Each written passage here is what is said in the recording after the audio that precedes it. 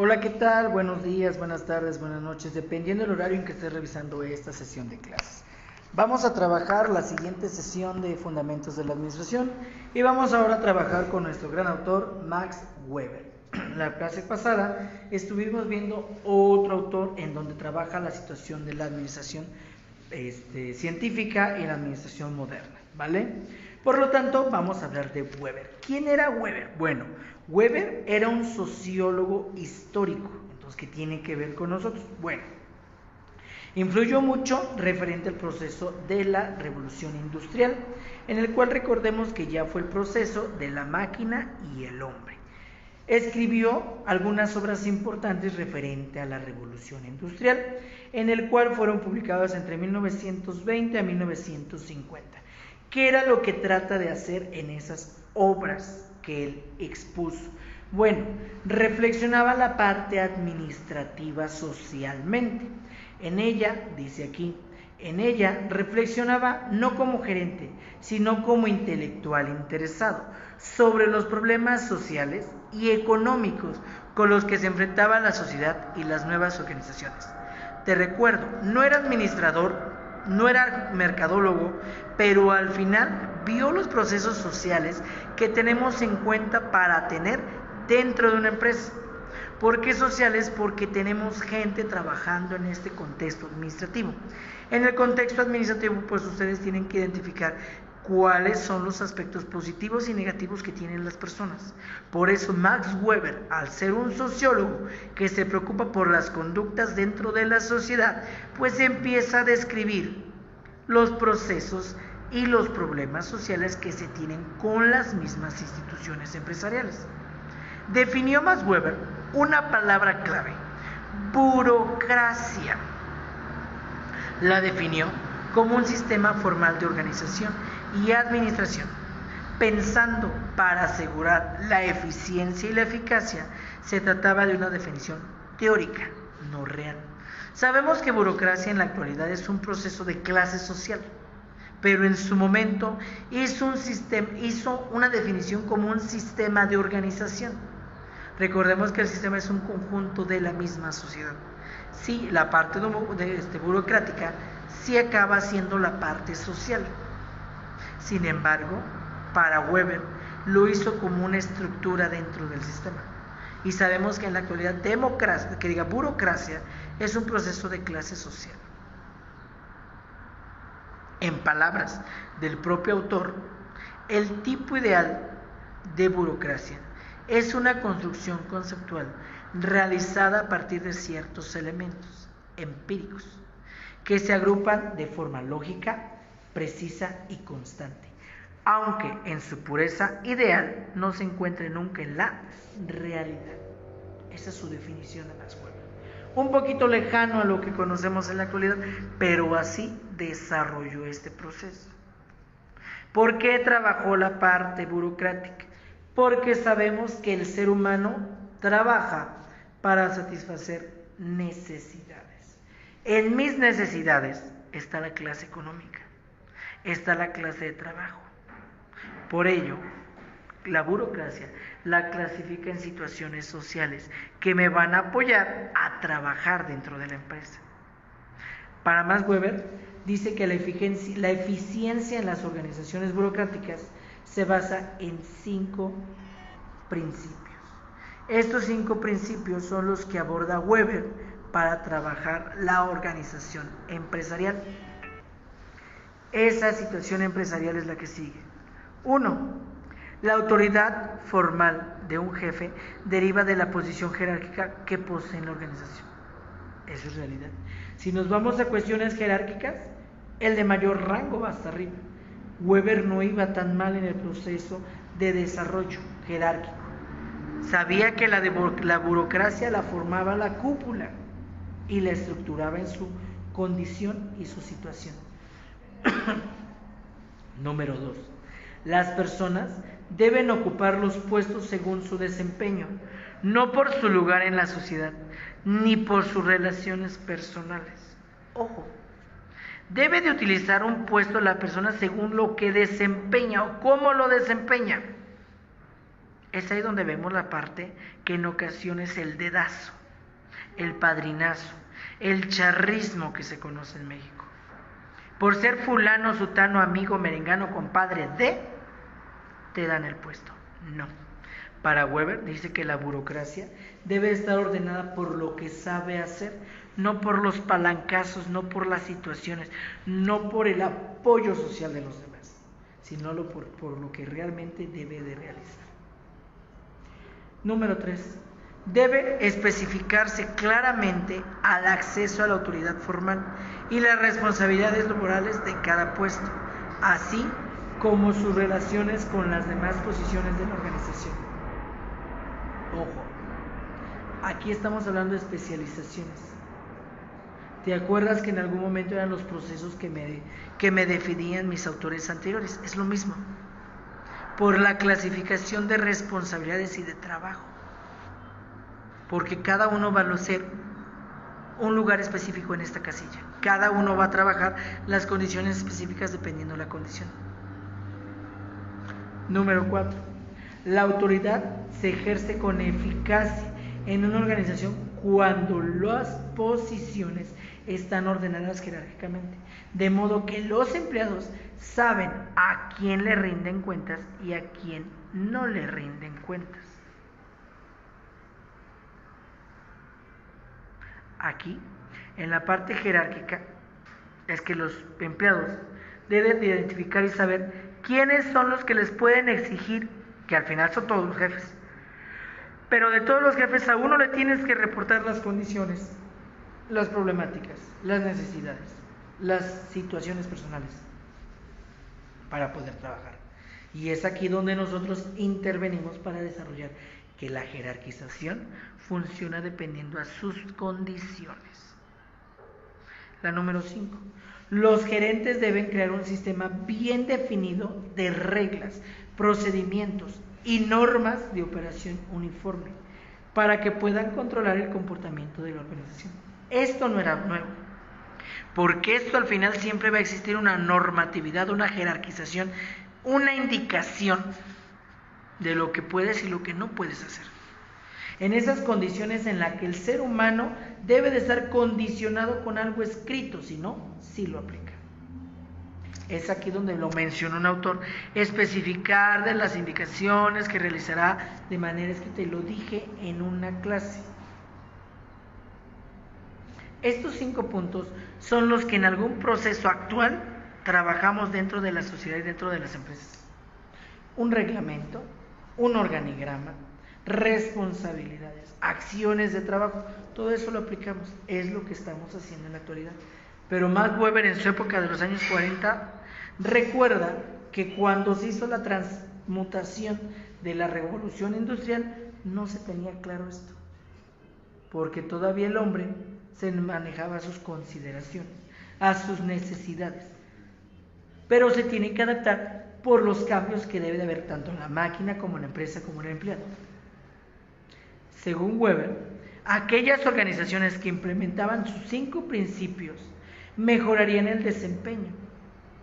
Si bien hoy en día se consideran las burocracias organizadas pesadas, rígidas o inflexibles y lentas, en su origen fue concebido como la mejor solución para hacer frente a los cambios del momento. Estos 5 principios eran los más exitosos para poder mejorar la empresa. Ahora lo hacemos cuadrado. Y por eso mencionan que la empresa no es flexible, que la empresa no ve al ser humano como un ser humano, sino como una máquina. Pero hay que identificar las situaciones que tenemos con el personal. A continuación te presento la tablita referente a las situaciones que está pidiendo Max Weber. Las características, las partes positivas y las partes negativas, tanto individual como en la parte organizacional. Ejemplo, ¿te acuerdas que decimos que debe tener una división de trabajo? Cada quien debe de saber qué hacer. Ok. De manera positiva es que generas eficiencia, mejor productividad, mejor situación empresarial. Pero en la parte individual tenemos la parte de las cantidades, la parte negativa, cómo es que trabaja y cuánto hace. Y sobre todo genera una visión limitada, porque lo hace solamente a las condiciones que necesita. 100 envolturas, 100 productos, 100 situaciones, porque eso es lo que hace la cuantificación de las cosas. Cuando hablamos de la jerarquización, sabemos que las partes positivas es deja claro quién está en el mando, deja claro cómo está repartido el poder, deja claro a quién se le van a rendir las cuentas. Pero de manera negativa, en lo individual, es que priva a los trabajadores de voz, no hay sugerencias, y en la parte organizacional oculta los errores, porque entre todos se cubren, entre todos se trabajan y entre todos se desarrolla esa parte negativa de no hay condiciones para equivocarse. En las reglas y en los condicionamientos, la parte positiva es que controlas al empleado. Sabes lo que va a hacer y sabes lo que debe de hacer en la parte de reglas y procedimientos, porque el empleado sabe lo que le toca y hasta dónde puede, porque ya lo estás condicionando con la regla. Sin embargo, de manera individual, dice que anula la iniciativa y la imaginación. Es que no puede salirse del margen de error, según estas condiciones de Max Weber. Y sobre todo, provoca un desplazamiento de objetivos, porque se cumple la meta y luego la meta es de calidad, ya la cumpliste en la división de trabajo y luego no hay una iniciativa, no hay una autonomía para decir, es que acabando esto puedes hacer, no lo hay, porque te lo estoy condicionando en normas, te lo estoy condicionando en las reglas y no las existen. Siguiente característica, la impersonalidad. ¿A qué nos vamos a procesos de interpersonalidad del proceso interno, el empleado? En la parte positiva, limita prejuicios. No piensas que es en contra, porque no lo es. Pero la parte negativa es los sentimientos de la persona, lo que necesita la persona. Vas a decir que tienes la camiseta puesta, sí, pero no sé lo que tiene mi empleado. A mí me interesa solamente que trabaje. Esa es la parte negativa. Me interesa que trabaje, que haga, que desarrolle las actividades, nada más. De ahí en fuera me vale cacahuate su vida personal, porque se limita a esos prejuicios, se limita a los sentimientos. Si el ser humano es máquina, pero también siente, también opina, también ama. Y por último, el empleo y la promoción basada en presentaciones tácticas. En la parte positiva, desincentiva el favoritismo y reduce rivalidades. Todos trabajan parejo, todos hacen las condiciones, todos lo hacen al par. ¿Pero qué reduce? Autosuperación. Reduce principios, en el cual el ser humano lo va a hacer por hacer.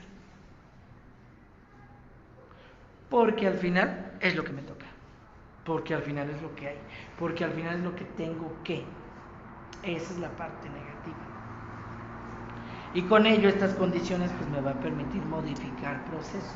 Si ves, los aplicamos en la actualidad, sí. Sin embargo, son cuadrados todavía.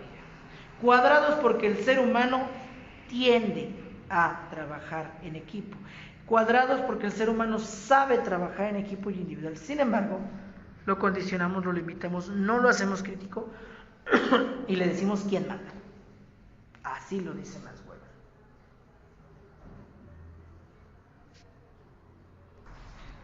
Y como toda acción que no es positiva, pues acaba teniendo problemas. ¿Qué problemas son? La alineación, la ineficiencia, la interpersonalidad, la inercia, la oligarquía, la ley de Parkinson o ley de trabajo y los principios del Peter. A ver, maestro, desglósalos más a fondo. Ok. El primer problema, la alineación, que los trabajadores pues, se especializan tanto en un área que al final, ¿quién los va a reemplazar? ¿Quién los va a modificar? No sé si tiene alguna variación porque al final lo está haciendo. Es la alineación, se queda tan cuadrado en lo que está que no hay margen de error, se supone. ¿Qué otra negativa, otro problema en la burocracia? La ineficiencia. La ineficiencia por esa parte rutinaria, por esa regla. Porque al final los hacemos cuadrados. Porque al final los hacemos maquinitas para desarrollar su actividad. Nada más. Otra negativa, la impersonalidad. Deshumaniza a los trabajadores debido a su aplicación sistematizada de reglas. Los hacemos unas maquinitas. El ser humano no crea, no piensa y nomás hace. En la actualidad está mal. Necesitamos hacer que el ser humano vuelva a ser ser humano. Que el trabajo es su condicionante. Pero hazlo bien. Pero hazlo a favor tuyo. La inercia. La inercia es la situación de auto-perpetuarse. Al convertirse finalmente en algo que te está pidiendo el sistema. Los objetivos, las metas. Que no debo de opinar, no debo de sugerir, me toca marchar y hacer las cosas. Seguir dando mi condición, seguir dando mi aspecto, pero no opines, no grites, no, nada. Difícil, ¿no? Oligarquía. La burocracia dirigida por unos pocos que utilizarán a su poder. La oligarquía es la burocracia. No todos pueden mandar. No todos pueden seguir siendo jefes. Así lo pide Max Weber. Debe de haber una sola persona encargada. Y si no eres encargado, eres empleado. Y te toca hacer todo lo demás. Y para ello está la ley Parkinson o ley de trabajo. El trabajo tiende a dilatarse hasta ocupar todo el tiempo para su ejecución. Dicho de este modo, cuanto más tiempo tiene el trabajador para hacer una tarea, más tiempo empleará en hacer lo que suele hacer para sentirse ocupado. Para cubrir un horario, aunque no lo acabe, pero poquito. Me la campachaneo. Está complicado, ¿verdad? Y al final viene el principio de Peter. Es una jerarquía. Todo empleado tiende a promocionarse hasta el nivel máximo de incompetencia. Refleja una disfunción del sistema de ascenso por méritos. Ojo, todo sube por lo que hace, no por lo que está relacionado. Todo sube por lo que va a aprender, no por lo que tiene. Todo sube con condición a lo que aplicas, haces y no a las posibilidades, a las, no se me fue la palabra, a lo regalado, pongámoslo así. Todo lo haces no por lo, no lo haces por, todo asciende a lo que haces, no por lo que te regalan. Estos 7 errores por la burocracia se encuentran, porque es cuadrada, es lineal, y no hay tiempo para la creatividad, no hay tiempo para la imaginación. Y se condiciona al ser humano. Y lo haces una maquinita. ¿Vale? Hasta aquí la clase. Ya viste que Max Weber, por ser un proceso social, identifica las partes que no vemos. Condicionantes, reglas, cuadrados. Max Weber, este gran sociólogo Max Weber, puso sus normativas funcionables, pero en la actualidad son muy rígidas que ya no están autorizadas. ¿Vale? Duda y demás, estoy a tus órdenes. Acaba tu curso, acaba tu tarea, entrega todo. Nos vemos la próxima semana. Hasta luego.